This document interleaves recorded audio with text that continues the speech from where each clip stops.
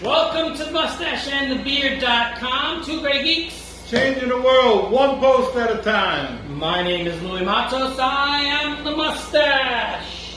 As always, I am joined here with my PIC, my partner in crime, my bestest buddy, Junior Figueroa, aka The Beard, coming to you live, because we certainly aren't dead, coming to you live from Puerto Rico. I was going to say sunny Puerto Rico, but it's not really all that sunny. No, it's off and on. Yeah. Cloudy and rainy. Yeah. All right. We are here today to do a VIP number 4. So, do you remember what a VIP stands for?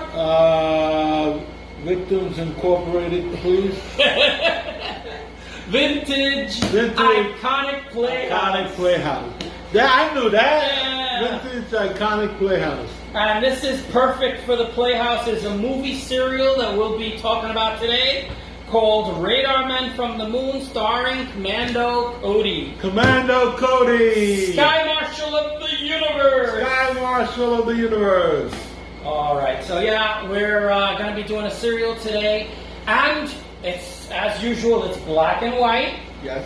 So that's why we're black and white. Yeah, and because and we're brown. classic. And this is classic. As our definition for classic, we have 3 criteria. You remember what those are? No. Our first criteria is Longevity. Longevity. Thank you very much. See, I thought you said no. Longevity. It came to me. Yes. And then, it has to be more than 50 years old, and this is more than 50 years old. It also has to be exceptional, and this is, I found it exceptional. Right. I loved it. I loved it. Yeah. And then it has to be paradigm shifting. This is the first one of a couple of other serials, right? That's true, and it inspired The Rocketeer. Yes, there you go. There is a paradigm shift. So this is a classic as we define classic. All right, so now generally we do background information. Right. So before we go into the background of this serial, let's talk about serials In general. in general. So what is a cereal? Well, it's the stuff that you have in a bowl and you put milk in it. Yes, I love my Pops. Corn Pops. Honey Nut Cheerios. Okay. That's my favorite. Okay. No, movie serials were shorts that each one was a chapter of a much longer story. So they ranged from 15, 20, 25 minutes. You would go on Saturday morning for a dime. You would go to the movies, and they would show you all these shorts, these chapters of the serial.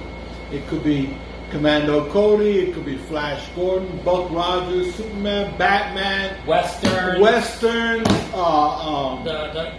Buster Keaton, all Perils of Pauline, all kinds of stuff.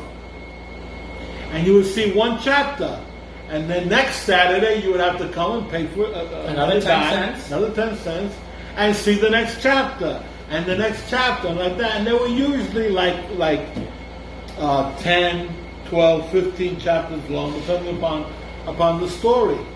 And remember that this is before television. So this was a quick and easy way to get kids out of the house, because they're watching multiple chapters, so they're spending the day. Yes, it's a whole day in the theater. You're spending the day in the theater, right? And watching, and then you would see each chapter, and the next week you would see the next chapter, and like that. Okay, so this is our own internet database that gives you that definition. But now I'm going to give you the dictionary definition. A serial is a film from the early half of the 20th century. So from 1910 on, they had these short films that were 15-minute chapters, just as you said. Around 12 generally would be the whole serial, but there were some that were 40, 150, that kind of thing.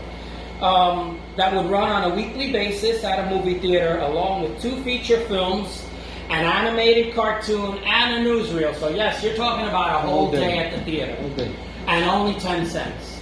But then, in the 1950s, which is the serial that we'll be talking about today, in the 1950s, it was cheaper to watch it on TV in your house for free. So, and you know me, I love free.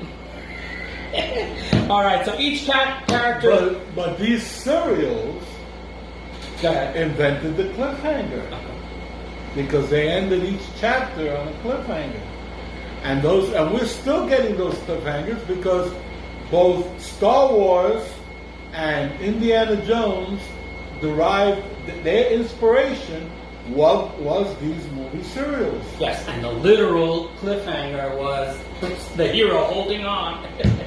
All right, so each chapter, I love one where our minds are in sync.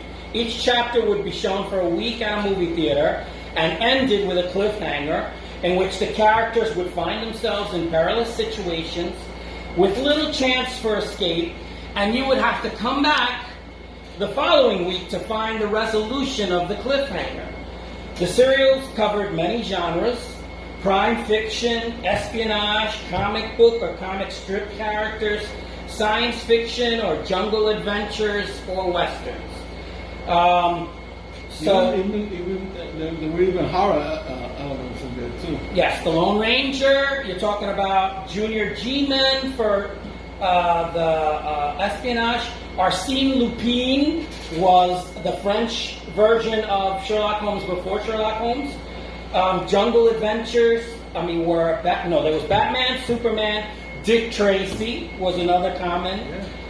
Cody, which is the one we'll keep talking about today. Flash Gordon, Tarzan, Captain Marvel, and so all these were the serials. All right, so Radar Men from the Moon is an American black and white 1952 Republic Pictures 12-chapter serial.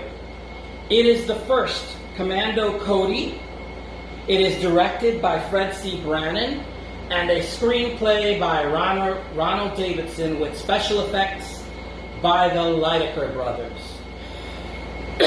Excuse me. I saw this serial and the adventures of Captain Marvel on Tubi. The serial that the Commando Cody I saw on Uncle Earl's TV channel, which we recommend highly. Yes, you're the one that got me on Uncle Earl's. I actually was going to watch something else that kept rebooting, and I was like, let me watch. So Have Gun Will Travel. Yes, Have Gun Will Travel. And I couldn't get to watch. We were doing westerns. But we haven't. But I couldn't get to Have Gun Will Travel, so I started watching this, and honestly, I saw 8 chapters in a row. You did a marathon. I didn't watch all of them, but I watched most of them in one shot. All right, so you will notice that the footage from one is used for other serials. Serials notoriously reuse their props, file footage, and even the same gags in some instances. Yes. In fact, because Ronald Davidson wrote all of their scripts, he intentionally would write scenes that he knew could be reused in another serial. So then TV was doing the same thing. Yeah, that's how they were saving money for Republic Pictures, and that's why Republic Pictures. 14 years, and the people in Bonanza never changed their clothes. I know, that's amazing. Never changed their clothes. They wore the same thing every week. Why? Well, because then you didn't have to film horse riding into town. You just use one of the other times that you film him riding into town. Just keep reusing that same footage because it saved money. Usually after we do the background, we go to the cast. Right. And then after the cast, we'll talk about the plot. Sure. As it is. Okay, so the cast. Commando Cody is played by George Wallace, who has excellent enunciation. And I focus on the enunciation because he's not the most handsome man in the world. No. Nobody here He wasn't ugly. charmingly No, handsome. he wasn't ugly, but he wasn't. He wasn't matinee idol. Hollywood, Hollywood good looks. No, he didn't have a square jaw. He actually had a round face, in fact. All right, so really the only person that is extremely handsome in this is Clayton Moore. And he's the bad guy. And he's the bad guy. And he's a thug, is what he is. That's right. Luckily, he He's a actually henchman. he actually has a name in this, but por poco. All right. But Clayton Moore did go on to play the Lone Ranger. He's the Lone Ranger on TV. So he became a star after this. Yes. All right, now let's Commando. Was that his rank, or was that his first name? Who knows? We don't know. They didn't explain that, and it's vague. We kind of think that they kind of were trying to take it as the rank of Commander Cody. Yeah, in Space Patrol, you had Commander Cody. So I think they were trying to make you think of Space Patrol by calling their hero Commando Cody. Yeah, the Commandos were it's not a rank. It's a type of soldier. Yes. A type of soldier. Yes, it's a force, a fighting force, Right. and in the British Army. And in the British Army, right? We call them Rangers. All right, so it's a military division, is what I have written here. Okay. Yeah. All right, so then we have Aline Town, who is Joan Gilbert. She's, in fact, somebody I read online that she is a scientist. So she is not just a secretary. And she doesn't act in the show. Yeah, that's what I thought. Yeah. Although they didn't actually No, they're not say explicit it. They're about not it. explicit about it. I mean, she's the cook. Because they don't always are explicit, because they don't have the time. In a serial, everything is fast. She's quick-witted, she's a girl, she's the damsel in distress, but she's not just the damsel in distress. No, Yeah, she's at least she never fainted. No. At least thank God she never fainted. She's in the fighter plane. She has her own jumpsuit. She goes to the moon with them. Yeah, she drives the car. Yeah. They actually let her drive the car. So she's a scientist. And in fact, this other character, that's Gail Kellogg, he plays Dick. He's a engineer who is well named because Dick is a sexist pig that designed the rocket that goes to the moon. And when Joan is getting aboard the rocket, he goes, I'm still uneasy about taking a woman on a trip like this. Why is this girl coming? And it is like, who's gonna do the cooking? The thing is, that's what upset me, because she didn't stop and say, I'm qualified. I'm a scientist. I'm qualified. No. She says, well, you're going to be grateful when I'm there when it's time for someone to do the cooking. So she's going on to the strip to do the cooking. Yeah. Dick may be smart enough to be an engineer, but don't mess with Joan. Joan had a quick retort. Now, you didn't love the retort. Right. She should have said, I'm a scientist, graduated from MIT or whatever. Right, Polytech or whatever. Yeah, and then flipped him the bird. That's the response you would probably get nowadays. But in the 50s, she was like... She said, well, you'll be glad when I'm there when it comes time to do the cooking. Because only women know how to cook. Apparently. Okay, we still have a couple more characters. Not a lot of them.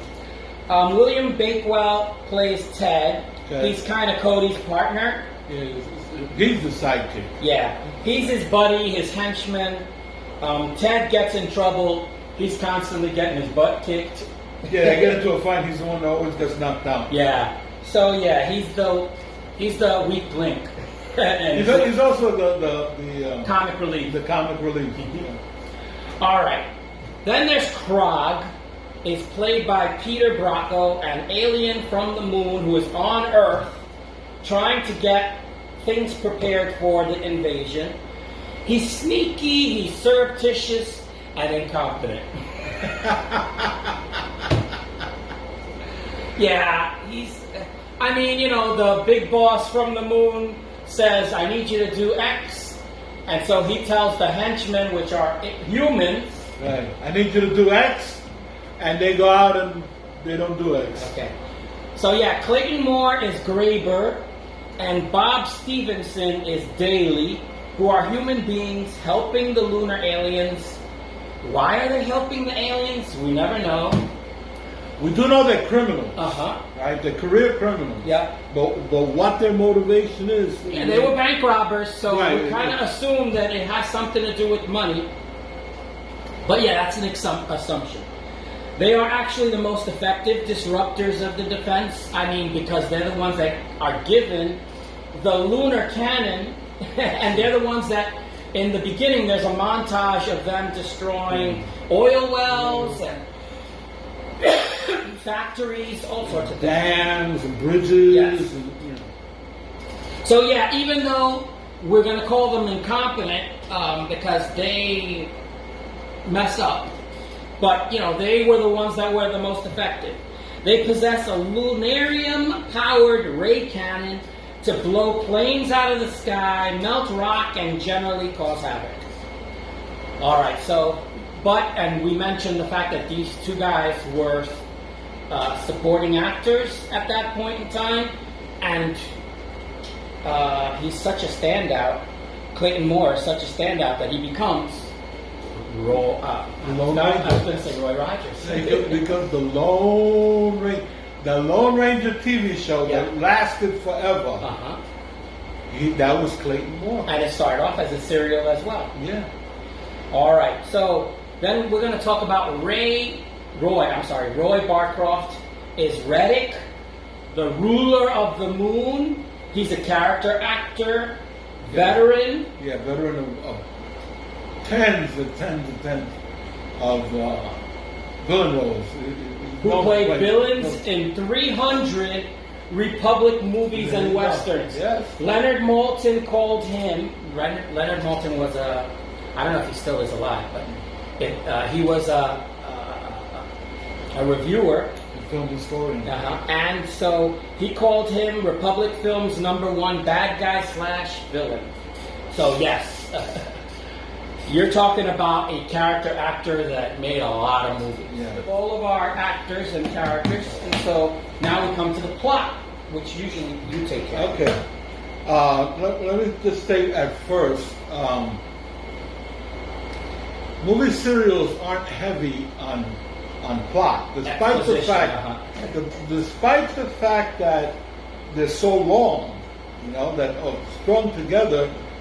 Some of these serials are 4, 5, 8 hours long. So, despite the length, right, they're not heavy on plot, on story. Yeah. So, what we have in the case of Commando Cody, we have that the United States government has realized they've detected some atomic activity on the moon, and they want it investigated. So a man named Henderson, who works for the government, contacted Commando Cody and got him and his team to design and build a rocket ship so that they could go to the moon. Right? Remembering that this is 1952.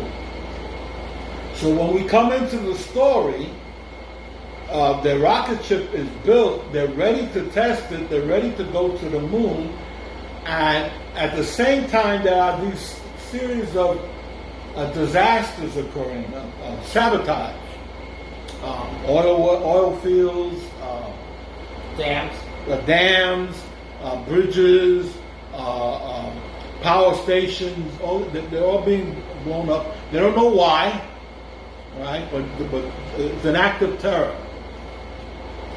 What it is that there are radar men living on the moon who want to invade the Earth because their resources are depleted on the moon, and they want to take over the Earth. So I guess, nobody ever says this, but logically, they don't want to use weapons of mass destruction because it would mess up the planet that you're trying to move into. So what they're trying to do with the acts of sabotage, which their criminal cohorts are using the cannon for, what they're trying to do is to weaken us, right? Take away our power, take away our ability to communicate, take away our ability to travel, supplies, and to weaken us, so that when they come, they can just move in, and we can't put up much of a fight. So that's what's going on. But now Commando Cody is entering the mix, because he's going to take his rocket ship to the moon. He's going to find them. So now they switch gears and they start trying to stop Commando Cody instead of the sabotage.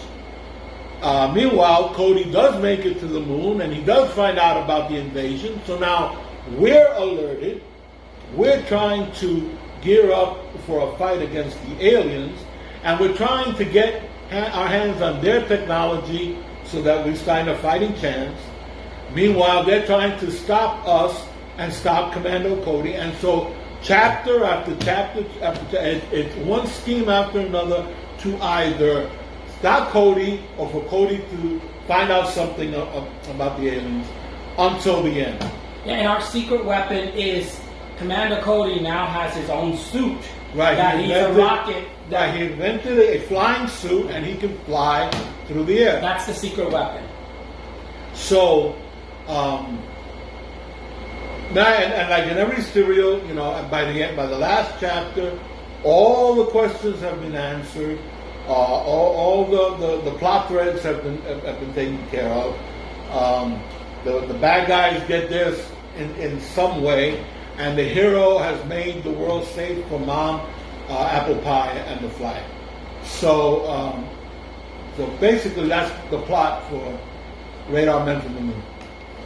All right, so thank you for the plot. Now, in the plot, I remember when you were talking about the plot to me when we were talking. You said, well, there's 12 chapters, 15 minutes long. They're 13 minutes and 20 seconds is the exact time. The 9th chapter was a cheat. The 9th chapter is a cheat. For some reason, they felt they needed to go over everything that's happened before, and they do it by showing it all to you all over again. Yeah. Not in its entirety. No, they cut and snip together all these little. Chapter 1, a little piece. Chapter 2, a little piece, and they snip it all together. Basically, you're watching what you've already seen. Yeah, a repeat of everything that you saw. So it's not meat; it's all filler. Yes, exactly what I wanted to say. You always are talking about it's all meat. It's not filler. This is totally filler. It's totally filler. All right. So plot. The story thus far, that was the 9th chapter, was kind of a thing. All right. I want to talk a little bit about production before we move on to our ratings and recommendations. Okay. Production, it went over budget by like $13,000, $185,702 for the making of 13 chapters, which, for me, I'm like, that's pretty good. Yeah. But there were no stunt doubles, which is a negative. In a fight scene, Clayton Moore breaks George Wallace's nose. Clayton Moore, you wanted to be the star, didn't you? Now, that happens in a fight where he's not in his flying suit. Uh-huh. I wonder if that's why so many of the fights later on he is in his suit, because he's got the helmet to protect the nose. That is a good point. Yeah, finding it out, and that he's George Wallace doing his own stunts. He has to run onto a springboard to jump over the camera, and you're thinking, "Oh my God! I hope they were insured for that." Yeah, because if he landed wrong. He must, to be honest, he must have been athletic. In order to keep up with all that, he has to. Because that means that you're telling me then that he's the one, when Commando Cody comes in for a landing, he's the one that you see landing. If he lands wrong, There goes his ankle. There goes his knee. There goes the rest of the cereal. Yeah. All right, so yeah, there were some problems with the effects because the helmet was difficult. It would get stuck either open or closed. Yeah, because it had like a hinge. Yeah, when it goes in the moon and he takes the helmet off. It's like the armor. It's like an actual piece of armor. Yeah, it's got a hinge, and you have to know where to take it out. All right, in the 50s, serials were ending, so this is considered one of the worst. And even as it's considered one of the worst, we were having a blast. I loved it. Yeah. I loved it. We saw this on Uncle Earl's classic TV channel, again, pumping Uncle Earl's. It's under sci-fi, fantasy, and I horror. found Uncle Earl's on Facebook. Oh, did you? Yeah, that's where I found it on Facebook. So if you guys on Facebook, you want to type in Uncle Earl's, they have a page, right? And from that page you can get their website. Yes. So Commando Cody is on there, and there are two Commando Cody serials. The first one is Radar Man from the Moon. Right. Thank you. And then the other one is Sky Marshal. Sky Marshal of the Universe. Yep. And to show you how confusing it can be, this isn't the first serial with the flying suit. Mm-hmm. In the 40s, they did a serial called King of the Rocket Men, in which they used the suit. They used the suit. It has nothing to do with Commando Cody, but it's the same suit. Then, after they did Radar Men from the Moon, they were filming another Commando Cody. It was supposed to be a sequel with George Wallace and everybody else reprising their roles. Zombies from the Stratosphere. But for some reason, at the last minute, they changed everybody's name. So he's not Commando Cody, he's Larry Martin. Still the same suit, still the same laboratory, but for some reason now then when they do the third one, Sky Marshal of the Spaceways or the Universe, Sky Marshal of the Universe, right? It's a different actor playing Commando Cody. So I have no idea what was going on with Republic. Yeah, some internal problems. They were smoking bananas. Yeah. They were smoking bananas, and so it can be confusing. All right. So basically, I think you were saying this is where the Rocketeer fits in. Yeah. It's based on all of these characters because there's no one definitive. Rocket Man is right. Yeah. The Rocket Man suit, the first one, and what killed me is a King of the Rocket Men. I watched the serial, King of the Rocket. I said, so there must be like a lot of Rocket Men. This guy. No. His last name is King. Oh, is it? That's why he's King of the Rocket Men. His last name is King. King of the Rocket. Of the Rocket Men. It'd be like saying Mathos of the Rocket Men. All right. So they fooled me. Yeah. All right. So, and actually, the engineer, the one that's the male chauvinist pig, actually wears one of the rocket suits during the serial. But he only wears it once. Never mind. It's just... I wondered why, if he perfected it, why didn't... He made the whole army like Iron Man. I thought I was waiting to see him put one on Joan. Yeah, I was waiting to see him put one on her.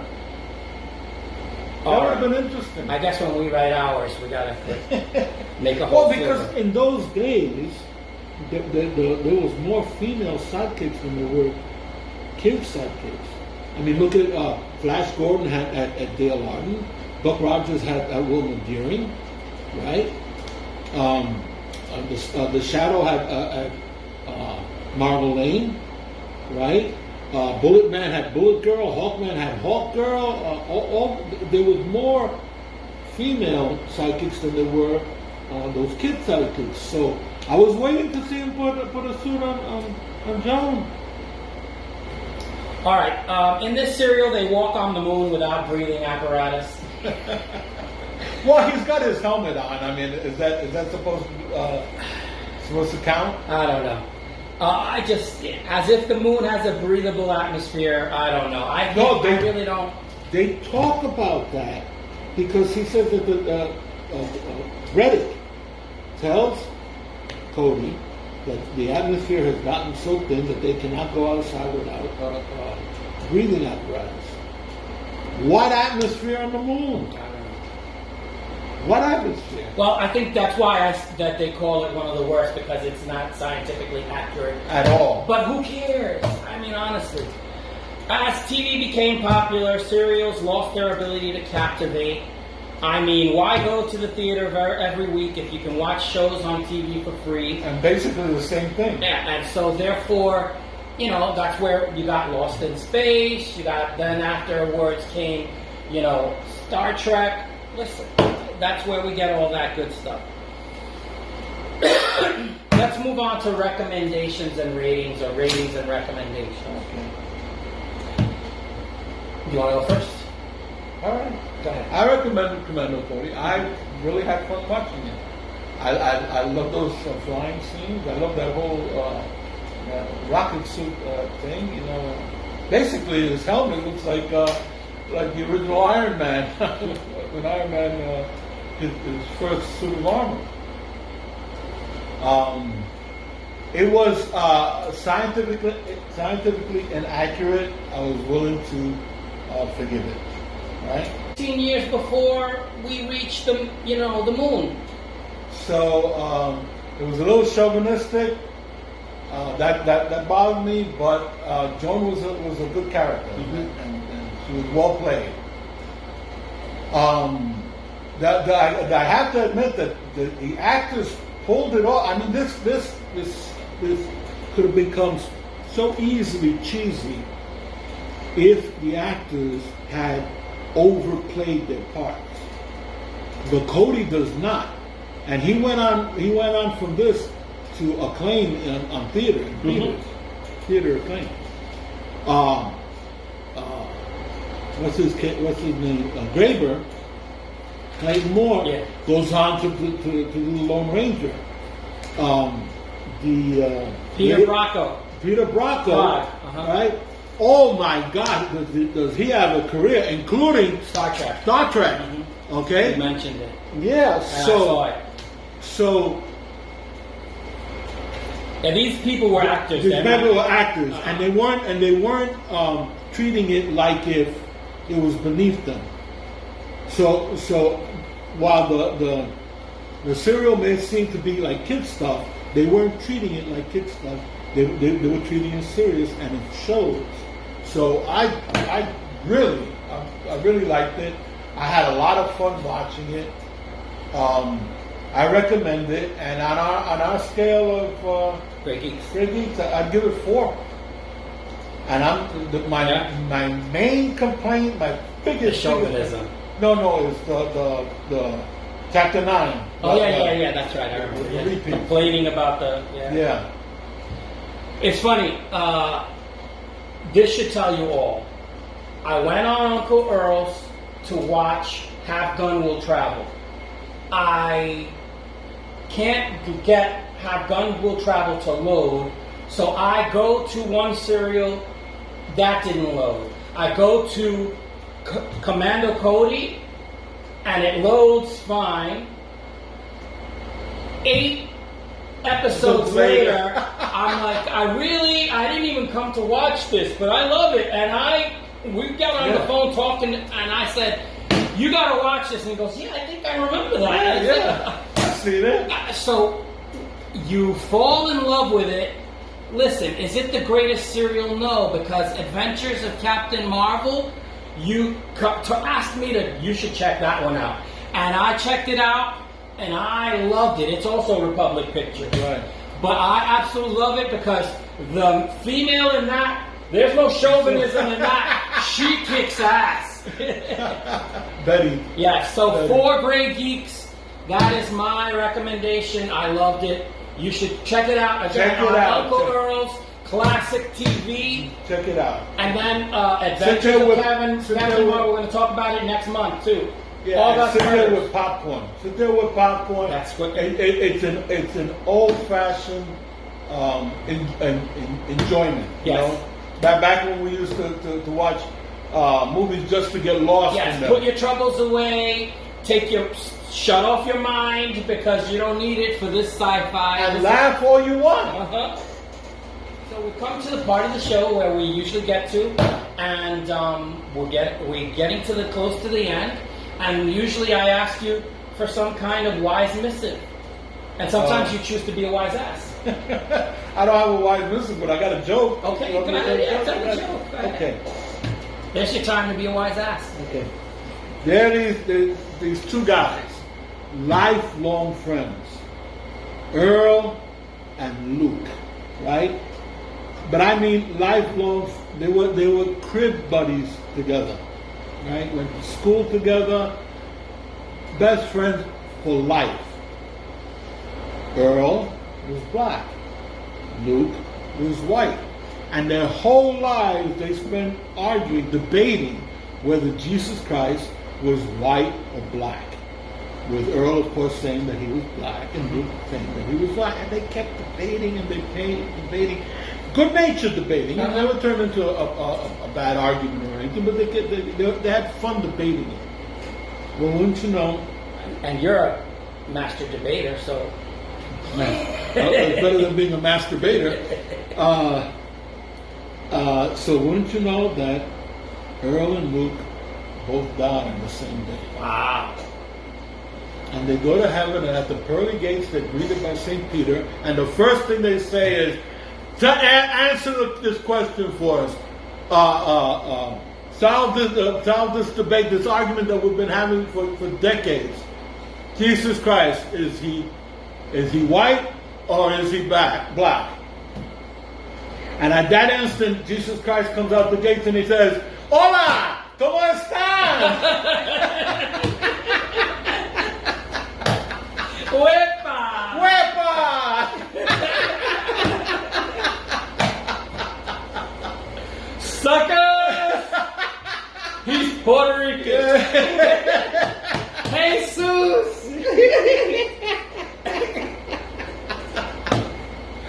All right. With that having been said, if you've enjoyed anything that we've done here on our channel, it is a geek site. So we celebrate everything that has to do with geeks.